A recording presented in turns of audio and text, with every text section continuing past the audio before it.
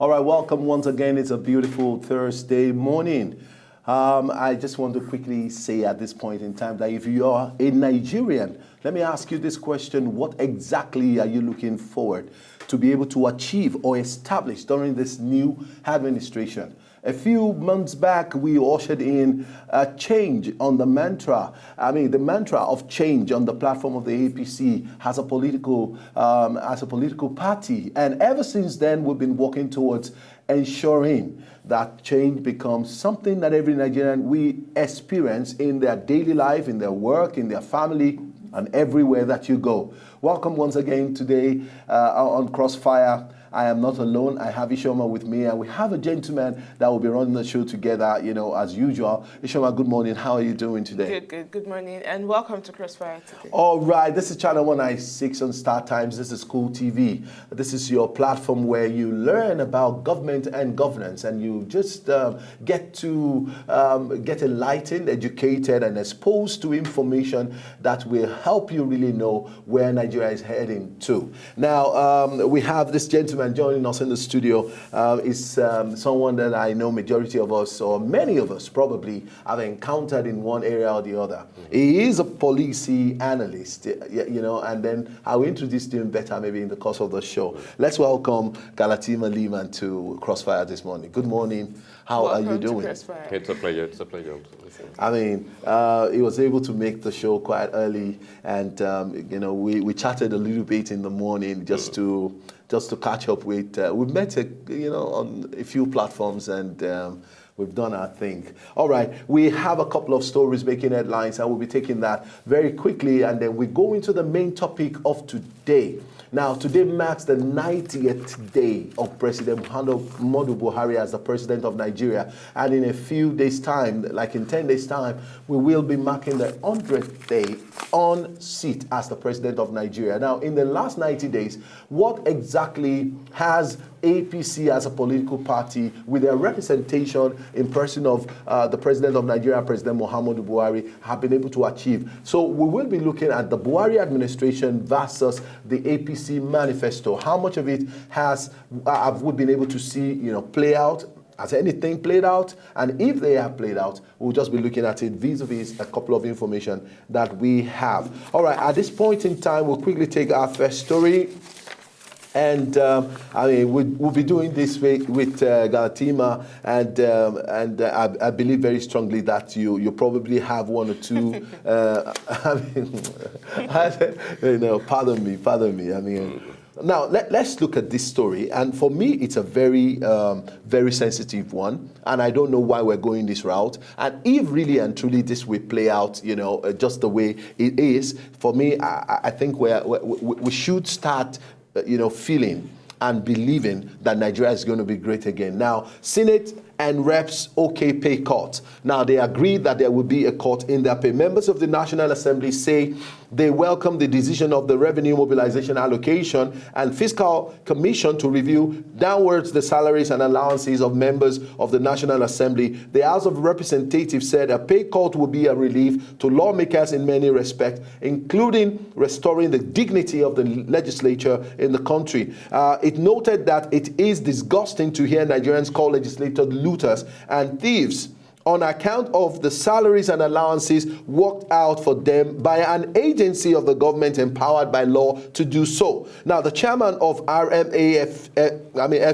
Elias Mbam, on Tuesday disclosed that a new pay package reflecting cuts in the remuneration of public service officers will be released in September. Now, Galtima, let's look at this. The legislators are public office holders. They are political office holders. Let me put it that way. And at the same time, they don't fix their salaries. We have a body that is totally different from the House of Rep, or you talk about the upper chamber, the Senate. But these are people who probably have been enjoying this largesse over a couple of years until we begin to see another body language in the president. And now everybody is adjusting to a pay cut. How come, as legislators, nobody ever raised it at a point in time that, okay, what we have been paid over the years is too much? Anyway, somebody told me when I raised this issue, and he said to me, said, how can you say you are joining an organization and they already said this is the amount we're going to pay you and it's okay for you?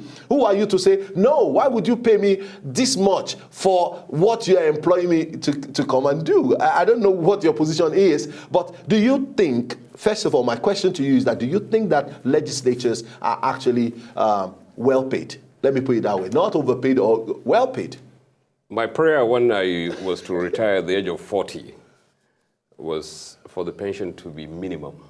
And I needed to wait for 5 years to begin to get a pension of 9,000 naira in NIMASA, the National Maritime Authority. Mm-hmm. Today I'm so proud and happy that I'm earning 26,000 per month. And 26,000 with the entrepreneurship at the end of the month, I raised it to some interesting figures. Yeah. So really, it's not about the pay cuts of legislators. Do you mean 26 million naira? 26,000 naira. Oh, okay. You know, and it's a prayer, and I'm so happy that God Almighty answered my prayer. That I shouldn't retire and begin to read newspapers and things like that. I should go out to the field and begin to struggle and earn my daily bread. And the funny thing is that I spend it every day. I spend whatever I earn and start afresh, like the bird in Genesis there, and then come back with even the trees are given. So the reality is not about the size of the pay of the legislators. Okay. I'm not even aware whether some of us know the callings of legislative process, the callings of ministers, the callings of civil servants, even the callings of presidents and all these other people, the judges and all that. Once we understand our own calling, I would imagine that senators will say, hey, I've achieved a lot in life. This country has been so good to me. I want to provide service. That's the kind of Senate that I was, yeah. So when you begin to, yes, when you see, we run a very convoluted system. A, maybe because of our development stage. B, because maybe we came from the military dictatorship era, where you still think that, hey, as a legislator, like you rightly said, I determine what you're going to pay me. So it's wrong. But are they the only ones that will scale down? Even at zero, they still have a lot of interesting benefits that come by power of the oversight. Not allowances, mind you. No, oversight functions. Or the office itself. The fear the fear they exude on the executive. You know, by being there. So a lot of underhand things do take place without you saying, even if they are a zero, if care is not taken, they still go home, smile into the bank in a way or the other. Not only themselves. You know, we should be fair in the democratic dispensation to look at the judiciary, for instance. Are they pay okay? We need to look at also the executive itself, Mr. President himself, Buhari. You understand? We need to look at the kind of and most importantly, ladies and gentlemen, is it lady and gentlemen? Lady and gentlemen. I thought I was addressing a crowd or something. You know, most importantly, it's not even about pay cuts. These are cosmetic issues. Frankly speaking, it will not amount to anything, even if all of them are taking home zero naira, if there's anything like zero kobo. Okay, but let me quickly ask, or in addition to the first question I asked you, now, do you think, now, in the labor law, or in the labor, in a work environment, I think that what you do when you take up a job, your role and your responsibility actually is a measure of what you are being paid. So you're looking at it as a job. This is the convoluted thinking that I'm saying. Yeah, don't you think this is a job? No, it's a calling. Okay. The society looked at you, and I hope they looked at you very well, and said, look, you could do a change process for us. Because you're a community leader, we've known you. So we vote for you to go to Abuja and begin to talk to the president to do laws to, these boreholes, these potholes, not boreholes. Potholes in Ikoyi, for instance. Yes. And the man, when he was, whoever he was, the House of Rep member, I don't know him, because probably he'll be sending texts earlier on when he wants to win the election. And after that, the texts no longer see them. There are potholes there even in Ikoyi. So I don't know what is happening. And a lot of these contracts were given earlier on. So the interesting thing is that he is supposed to go there to Abuja, which is where they congregate, and say, look, something is happening in Ikoyi, where I'm representing. Something is happening in Victoria Island, for instance. Like yesterday, I don't want to mention the name of the bookstore, but I just opened the tap, and it was all black water. And a lot of people think that, you can just use it to wash your body, not knowing that the capillaries, it affects your blood system and all that kind of. So the water has to be fresh for human dignity. So this is what they go there. It's not about salaries and all that. The newspapers are all talking about salaries and all that kind of thing, inundating me with the cosmetic issues that are insignificant. Now, in 2007, Mr. Gati Maliman, you were a presidential candidate. You never voted for me. That's why you didn't say it in the first place. You hid it. You're now bringing it out now. I'm going to catch you. Yes. You were a presidential candidate on a platform of one of the political parties. One of the political Nigeria. parties? I want you to, since I'm talking about it, Nigerians will want to hear it directly from you. Now, and of course, get to know you. Exactly. Mm-hmm. Now, my question is, do you think the legislative arm of government, talk about our legislator, in terms of activity, work, you said it's a calling. Okay, I agree with you, and on that basis, I'm asking this question. Do you think they're busy? Are they busy really? It's not about legislators. We're wasting a lot of time on legislators. What then is the problem? We're wasting a lot of time on legislators. Okay. You see, you just talked about 90 days. My expectation and if the suggestion was had, was to tell His Excellency the President and Commander-in-Chief, Muhammadu Buhari, what he needed was an emergency economic power, given the kind of change mantra that you were talking about. So he should have declared... Instead of economic... hold on. Okay. It's so that the legislators can go and rest with the distinguished Senate President doing whatever thing they want to do as who becomes the Senate President and all that. He said, look, I need 100 days to effect a change, because a lot of momentum. People walked the streets, not the streets, the bush. Some of them rode bicycles. Have you forgotten that?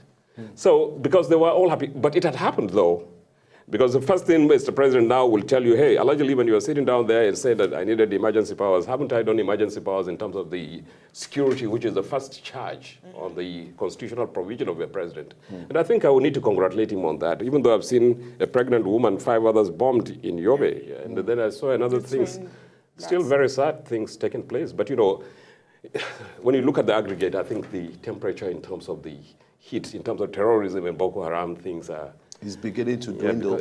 But on the issue of, you said the issue now is not about the legislators. No. But we know the function of legislators. And as a seasoned policy analyst, don't you think... How are you saying sure I'm seasoned? Did you season me? I know the discussions we had before we came on. I've been able to pitch that, yes, you're seasoned. But as a seasoned political analyst and policy analyst, don't you think it's imperative that the legislators get busy with effecting those policies that can... It's not about policies. Sufficiently... It's not about policies. We have enough of them. Okay.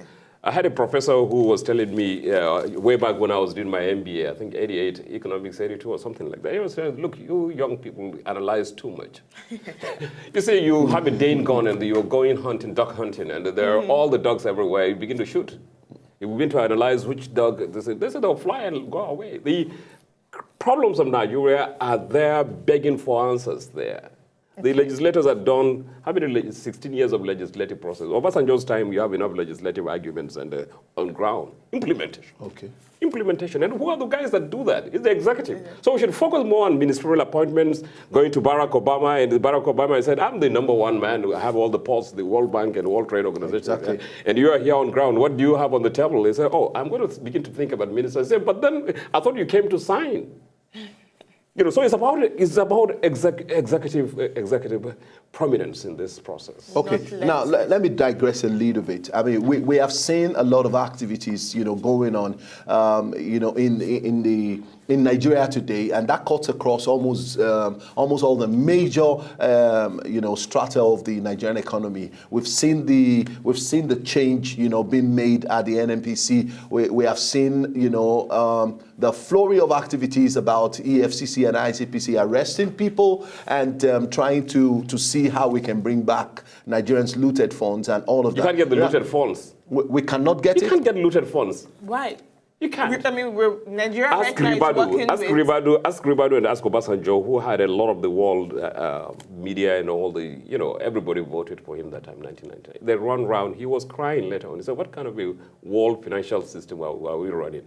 At the end of the day, he was able to get, I think, a little bit of, out of the 4-point-something billion, some other people took. He was able to get about 300 million, and they all say it's going to be tied to a particular project and all that. I'm not sure whether or not, like Lamorde's case, whether some of this money can be ascertained as to where they are right now. But it's still very baffling that every recovered funds, from public office holders or individuals, they go into casino. No. They go into new buildings somewhere in Ikoyi or something like that. But those buildings could be confiscated. Maybe confiscated, or have they translated into the king called cash, where you need them right now? Well, those buildings. And you can't confiscate them. It's not really. You'll go through a lot of corporate veil, a lot of hidden hands here and there, and it's a democracy. And I listened to the chairman, Professor Sagai. He was saying, we're going to do this. We'll then pass it to the judiciary. From the judiciary, it's going to be a long story, isn't it? No, but then the creation of special courts also. The creation of the special courts will go through the process. Now, but if you were to be in position of President Muhammadu Buhari, what would you have done about Nigerians' looted wealth, our common wealth that have been looted over the years by public officers? You asked that same question, Kuka, Reverend Bishop Kuka. You asked him, and everybody does a lot. You see, the point is this. Let me tell you one thing. I was privileged to attend a fraud course in the International Chamber of Commerce in Britain, Blakely, or something like that. They call it the International Maritime Bureau, Not they call it, it is. It's a very serious organization. And the fraud is actually in the former profession that I was in, or still the same profession I'm in, shipping and oil and gas. So when it has happened, it had happened. Nothing you can do. The bill of the ships have sailed out and they've changed the name. And a lot of it has gone into casinos and a lot of nightclubs and things like that. You will just pick up from wherever you meet. No, the reality is that you've now faced 170 million people hungry and about 100 million hungry, subsidies less than 2. So that means you're saying, well, invariably, not that the fight against recovering looted funds. Wallahi, you are going to see a lot of, not as a waste, you're going to see a lot of drama taking place. And 90 days now has passed, and in Islam is 900 days multiplied by 10. Because the speed of the time right now, it's a factor of 10. Okay, all right. Let's quickly go on a short break. When we come back, we'll be talking about President Muhammadu Buhari 90 days in office, vis-a-vis all the promises and the change that Nigerians have been expecting. We'll be right back. So, did you like what you just saw? I know you did. It's very simple. If you want to see more, just subscribe to our channel right now.